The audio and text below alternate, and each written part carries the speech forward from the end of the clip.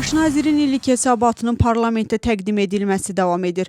İclas sual-cavab rejimində gərgin mübahisələr fonunda keçirilir. Gürcü Arzusu partiyası Georgi Qaxarya komandasını kəskin şəkildə tənqid edir. İrakli Qobaxidzenin çıxışına gəlincə, o əsas diqqət Avropa İttifaqı ilə münasibətlərə, ölkədəki vəziyyətə, iqtisadi sabitliyə, infrastruktur işlərinə, həmçinin regional və beynəlxalq layihələrə yönəldib.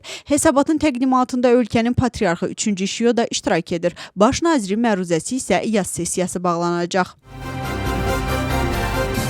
Qlobal təhlükəsizlik, Ukraynada davam edən müharibə, yaxın şərqdə mövcud vəziyyət və beynəlxalq nizamın gələcəyi, Dubrovnik forumunun iştirakçılarının 2 gün ərzində müzakirə edəcəyi əsas mövzulardır.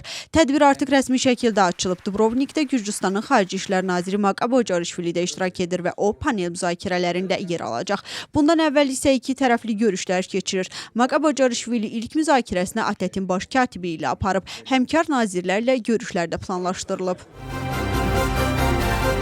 Amerika FARA qanununun sərtləşdirilməsini planlaşdırır. Senatın Xarici Əlaqələr Komitəsi ABŞ siyasətinin xarici rəqiblərin təsirinin qarşısının alınmasını nəzərdə tutan qanun layihəsini təsdiqləyib.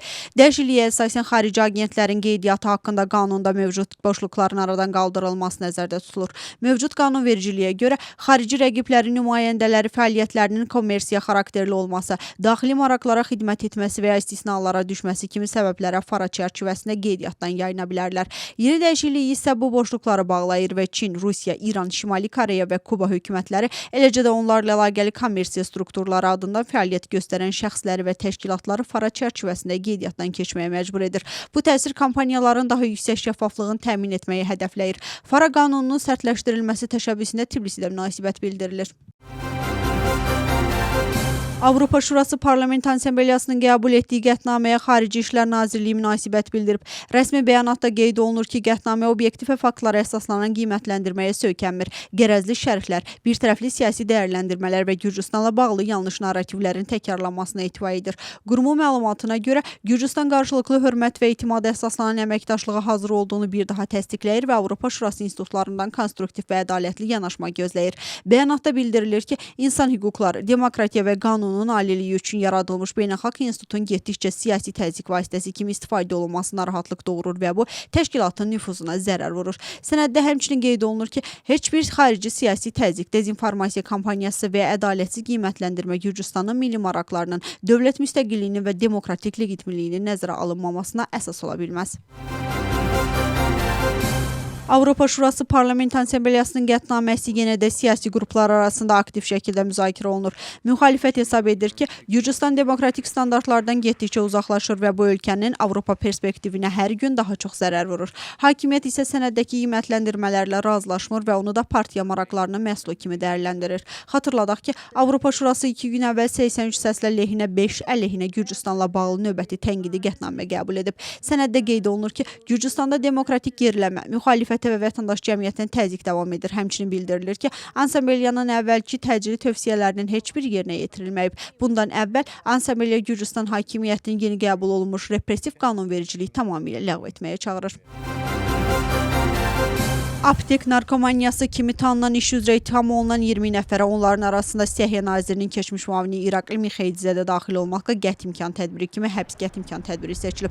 Onlardan 3 nəfər axtarışdadır. Bu iş çərçivəsində Gürcüstanda qeydiyyatda olan 24 hüquqi şəxsə qarşı cinayət təqibi başlanılıb.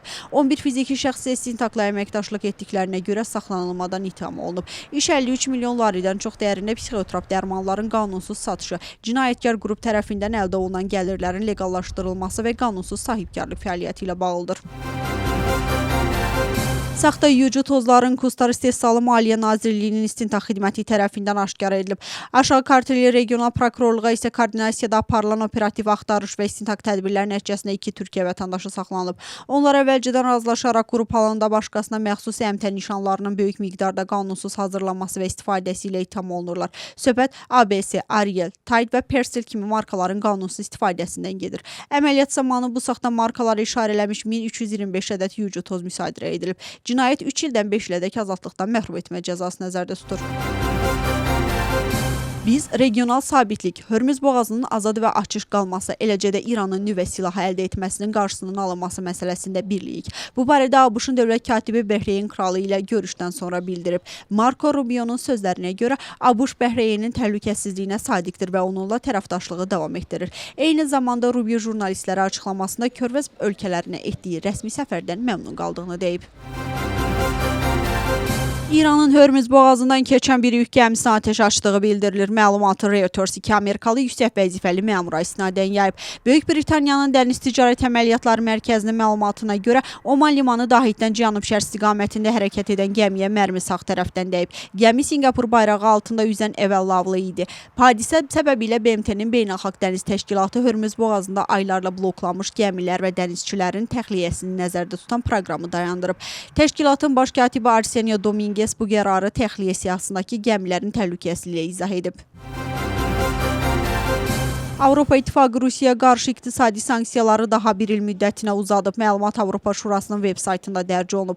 Sanksiyalar bir sıra sahələri, ticarət, maliyyə, enerji və texnologiyanı əhatə edir. Eyni zamanda Rusiyadan Avropa İttifaqına xam neft və bəzi neft məhsullarının idxalı və ya dəniz yolu ilə daşınmasına qoyulan qadağa da uzadılıb. Bundan əlavə, Kreml tərəfindən dəstəklənən dezinformasiya vasitələrinin Avropa İttifaqı daxilində yayım fəaliyyəti və lisenziyalarının dayandırılması da sanksiyalar çərçivəsində qüvvədə saxlanılıb.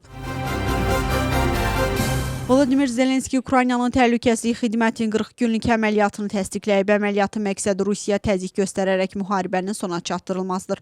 Ukrayna liderinin açıqlamasına görə son bir neçə ay ərzində təhlükəsizlik xidməti cəbhə xəttində müxtəlif tipli dronlardan istifadə edərək tapşırıqları uğurla yerinə yetirib. O bildirib ki, xüsusi əməliyyatlar mərkəzi Alfa düşmən qüvvələrinin canlı qüvvə və texnikasının mühüm hissəsini məhv etməyə nail olub. Venezuelada baş verən 2 güclü zəlzələ nəticəsində ölənlərin sayı 235-ə çatıb. Məlumatı Milan Semelyanın sədri Jorge Rodriguez yayıb. Onun sözlərinə görə hazırda 4300 nəfər yaralanıb, 200-dən çox insan isə hələ də dağıntılar altında qalır. Təbii fəlakət ən azı 3000 evi məhv edib. Venezuela əhalisi üçün zəlzələdən sonra itkin düşən yaxınlar barədə məlumat vermək məqsədi ilə xüsusi veb-sayt yaradılıb. İtkin düşənlərin sayının 40 minə yaxın olduğu bildirilib. Xatırladaq ki, Venezuelada 7.2 və 7.5 bal gücündə 2 güclü zəlzələ qeydə alınıb.